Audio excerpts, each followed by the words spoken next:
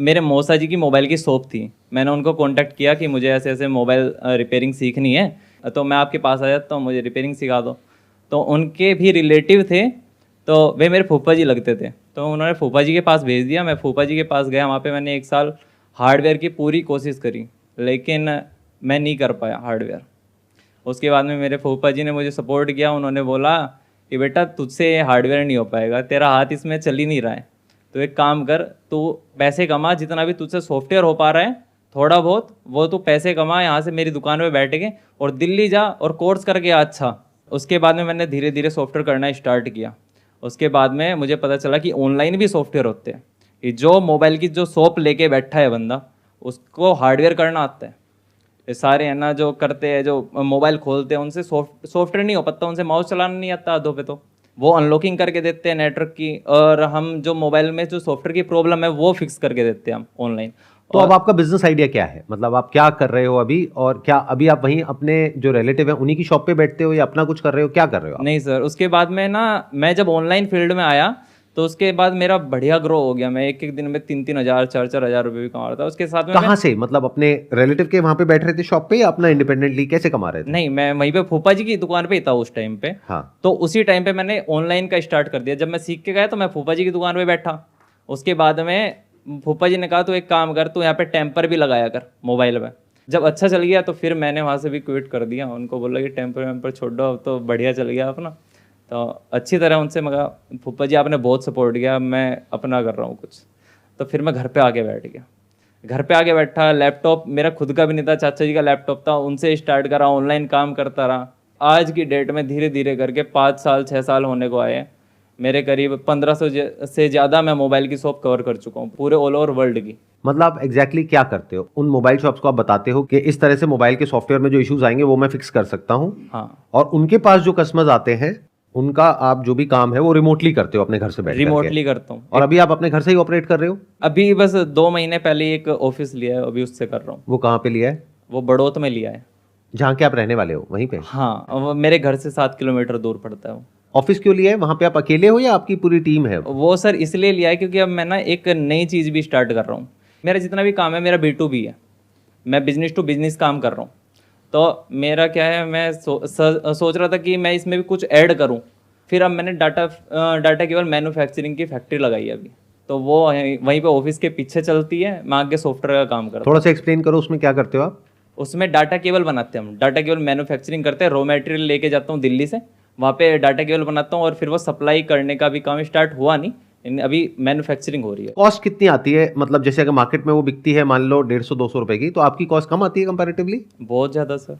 कितनी आ जाती होगी? पैकिंग भी लगा लो तो 16 रुपये। 16 रुपए की। और मार्केट में कितने की बिकती है वो अमेजोन वगैरह पे? अमेजोन पे तो सर 250 की 300 की बेच लो, लेकिन हम 250 B2B की। काम कर रहे हैं तो हमें करीब 45 की सेल करनी पड़ती है। तो आप B2B सेल करते हो, यानी कि आप सीधा मोबाइल वालों को देते हो, जो मोबाइल शॉप ओनर्स है उनको देते हो? जी। या जो अमेजोन पे बेचते हैं आप चाहे तो उनको भी दे सकते हो अगर चाहो अभी तो? उनसे भी बात चल रही है मेरी। हम्म। अभी मैंने उनको भी रीच किया है, क्या कि उनका पहले से ही ग्रो करा हुआ एक अमेजोन का सेलर अकाउंट है, और वे मुझको बोल रहे हैं कि आप प्रोडक्ट बनाओ और मुझको दो। तो अब एक बात बताओ, अब आप ये दो काम कर रहे हो, एक आप ये कर रहे हो जो मोबाइल शॉप से आपने टाइप कर लिया है, जी मोबाइल में जो भी सॉफ्टवेयर के इश्यूज आते हैं उनको फिक्स करते हो, जी और अब आपने ये नया काम अभी अभी शुरू किया है। जी। तो अब क्या ऐसा कुछ है आपके माइंड में जो आप मेरे से डिस्कस करना चाहते हो? हाँ सर, क्या है, मैं सही कर रहा हूँ सर, क्योंकि काफ़ी लोग बोलते हैं कि भाई तो अपने ना काम से भटक रहा है।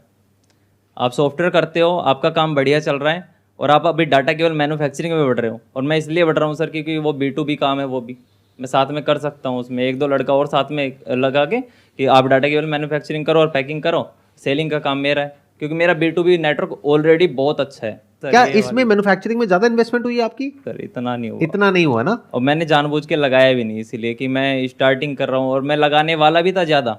ये क्या लोग है ना, वे बोलते हैं कि भाई तुम इतना मत कर इन्वेस्ट, इतना मत कर। भाई भी बोलता है कि भाई तो कितना लगा दिया होगा आपने इसमें? इतना कुछ नहीं लगा सर, इसमें करीब ऐसा 1 लाख लगा बस। 1 लाख रुपए छोटे वाली मशीन है, उसमें बस टाइम लगता है बनाने में। बड़े वाली मशीन ले लो 8 लाख वाली, उसमें ज़्यादा टाइम नहीं लगता, फटाफट बनाते चले जाओगे, बस उसमें टाइम लग रहा है। तो उसके लिए आपको कोई पर्सन भी हायर करना पड़ेगा जो बनाएगा? तो सबसे पहले एक काम करो, देखो दोनों को ना थोड़ा अलग अलग तरीके से देखो। जो अभी आप काम कर रहे हो उसमें और ये हार्डवेयर में जमीन आसमान का फर्क है। देखो अभी तक ये सॉफ्टवेयर वाला आई होप आप अकेले ही मैनेज कर रहे हो सारा? अकेला ही कर रहा हूँ।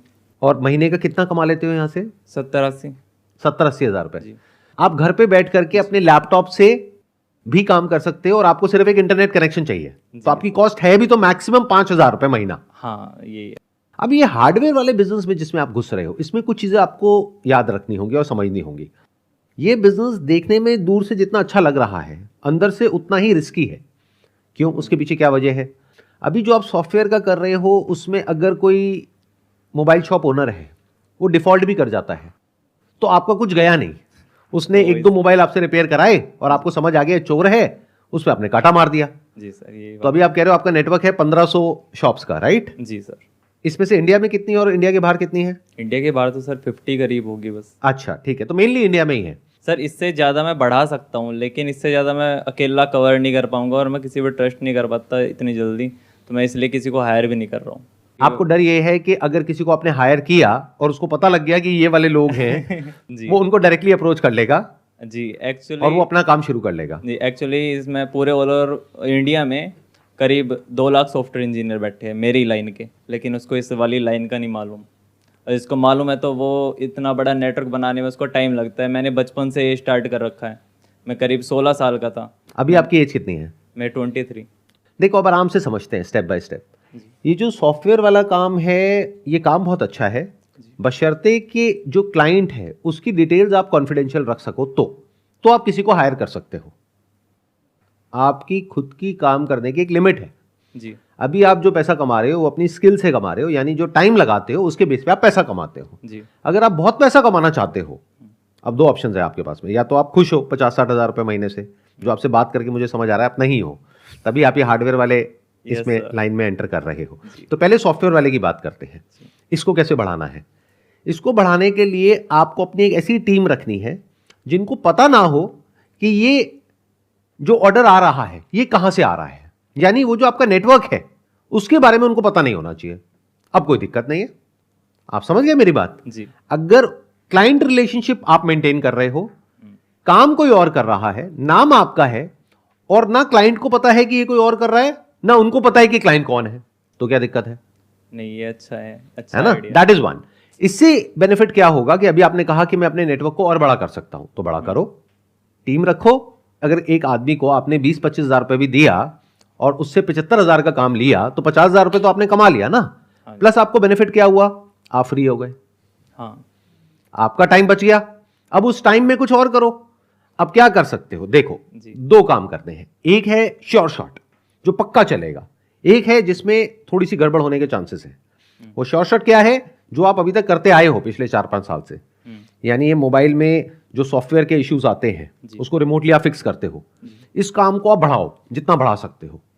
ये काम श्योर शॉट है कि ये चलेगा। अब आती है दूसरे काम की बात, वो है हार्डवेयर वाला जो आप कर रहे हो। ये काम देखने में बहुत आसान लग रहा है, बट एक्चुअल में बहुत रिस्की है। उसके पीछे वजह क्या है? इसमें एक प्रोडक्ट की कॉस्ट है, एक जो लेबर काम कर रही है उसकी कॉस्ट है, एक इलेक्ट्रिसिटी की कॉस्ट है, पैकेजिंग की कॉस्ट है, बहुत सारी कॉस्ट है। एक्चुअल कॉस्ट वहां पे सिर्फ टाइम की कॉस्ट है, यहां पे बहुत सारी कॉस्ट है, प्लस यहां पर उधार भी आएगा। हाँ। इसको सोच करके चलना होगा कि जब आप किसी शॉप को दोगे माल, तो वो कहेगा कि आप भेज दो, 1 हफ्ते में पेमेंट आ जाएगी, 1 हफ्ते का 1 महीना हो जाएगा, ये चीज होती है, फिर 1 महीने का 2 महीना हो जाएगा, फिर 3 महीना हो जाएगा। तो कैश फ्लो के इश्यूज आएंगे। और प्लस जो आप कॉस्ट कैलकुलेट कर रहे हो, आप कह रहे हो 15-16 रुपए आ रही है, वो एक्चुअल में 15-16 नहीं होगी जब आप बाकी सारी कॉस्ट ऐड करोगे उसके अंदर। क्योंकि अभी तक आप अपने घर से कर रहे थे और सॉफ्टवेयर का कर रहे थे, तो आप कॉस्ट थोड़ा गलत तरीके से कैलकुलेट कर रहे हो। जब आप एक्चुअल में देखोगे कि कॉस्ट कितनी आ रही है, यानी जो लेबर है उसकी सैलरी ऐड करो, क्योंकि आप कह रहे हो जो सस्ती मशीन है 1 लाख रुपए वाली, उसमें काम थोड़ा धीरे होता है, और 8 लाख वाली में फास्ट होता है जी, क्योंकि उसमें ऑटोमेटिक हो जाता होगा काफी कुछ, ऑटोमेटिक बहुत। बट उसमें 8 लाख भी तो लग गया ना। हाँ। तो आपने 1 लाख से शुरू किया तो आउटपुट कम है जी, उसके लिए आपको लोग रखने पड़ेंगे, 1 या 2 या 3 जितने भी। तो उस कॉस्ट को भी कैलकुलेट करो। जब वो कैलकुलेट करोगे तो हो सकता है कॉस्ट आपको आ जाए 40 रुपए और आप आगे 45 का बेच रहे हो, तो यहां पे गड़बड़ हो गई। नंबर 1। नंबर 2, यहां पे आपका कंपटीशन है और जितने भी मैन्युफैक्चरर्स हैं उन सब से। वहां पे एक बहुत बड़ा फैक्टर आ जाता है कि किसमें उधार फेंकने का दम ज्यादा है, किसकी जेबें कितनी गहरी हैं। इसको बोलते हैं डीपर पॉकेट्स। जैसे फॉर एग्जांपल ऑटोमेटिक मशीन्स बहुत लोगों ने लगाई होगी, जब ये मशीन मिलती है इसका मतलब लोगों ने लगाई है, तो वो जो ऑटोमेटिक मशीन्स लगा के बैठे हैं वो भी उन्हीं को अप्रोच कर रहे हैं, और वो हो सकता है कम मार्जिन पे भी खेल जाए जी, क्योंकि वो तो सीधा ब्याज की कैलकुलेशन करेंगे। जब मैन्युफैक्चरिंग आ जाती है ना तो गेम पूरी पलट जाती है।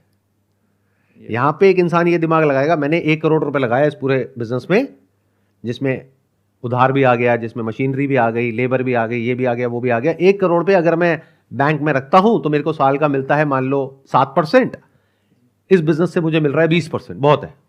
तो उसके माइंड में पहले ही फिक्स है कि मुझे साल के एंड में 20% की रिटर्न चाहिए।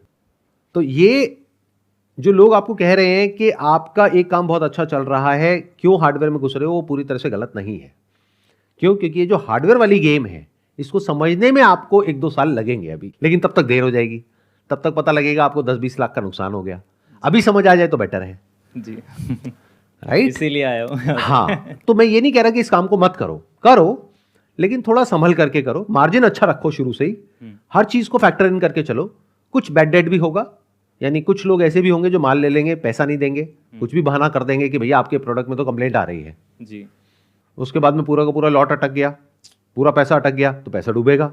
ऐसे लोग मिलेंगे आपको जिनकी नीयत खराब होगी, वो कहेंगे अरे भेज दो, कोई नहीं, हमारे पास बहुत सेल आ रही है, वो ले लेकर के रखते जा रहे हैं। मान लो आपसे 4 लाख का माल ले लिया और आप भी खुश हो गए कि मेरा 4 लाख का बिक गया, उसके बाद में कहा नमस्ते जी। तो इस लाइन में बड़े ध्यान से चलना, इसको ऐसे देख करके चलना कि मेरे को इससे ऊपर का माल किसी को नहीं देना है, इससे ऊपर का उधार एक अकाउंट पे नहीं होना चाहिए जी। जैसे फॉर एग्जांपल अगर आपने सारा ही माल उठा करके 2-3 बंदों को दे दिया अपना जो भी प्रोडक्शन है, तो आपका रिस्क बहुत ज्यादा हो गया। बट अगर वो माल आपने 20 बंदों में डिवाइड कर दिया तो आपका रिस्क कम हो गया जी। तो मेरा सजेशन आपको यह है कि आप जितना हो सके अपने सॉफ्टवेयर वाले काम पे फोकस करो, इसको बढ़ाओ। और इसको आप अकेले तो नहीं बढ़ा सकते, तो टीम रखो। टीम को मैनेज करने के लिए अगर सॉफ्टवेयर बनवाना पड़े तो बनवा लो। हाँ सर, वो उसमें भी इन्वेस्टमेंट होगी, मान लो 50-60 हज़ार रुपए की, लाख रुपए की, यानी कि जिस सॉफ्टवेयर के थ्रू वो मोबाइल शॉप कंपनीज काम कर रही है उसमें डायरेक्टली उन लोगों को एक्सेस नहीं मिलेगा, उसके बीच में एक लेयर आ जाएगी जहां से कि उनको नहीं पता लगेगा कि ये काम कहां से आया और उनको नहीं पता लगेगा कि ये काम किसने किया। वो उसको प्रोटेक्ट करेगा जो आप चाहते हो, यानी कि आपके डेटा को। जी, ऐसा हो तो फिर मैं हायर ही कर लो, बहुत लोग हायर कर लो, बहुत बड़ी कंपनी बना। तो यही करो, तो ऐसा एक सॉफ्टवेयर बनवा लो। वो आप खुद नहीं बना पाओगे, वो किसी आईटी कंपनी से बनवा लो। उनको बताओ कि मेरी ये रिक्वायरमेंट है कि ये डेटा वहां नहीं पहुंचना चाहिए और ये लोगों के बारे में उनको नहीं पता लगना चाहिए। हर क्लाइंट को एक यूनिक कोड असाइन हो जाएगा। अब वो किसी को नहीं पता कौन है ये, वो आपको पता है।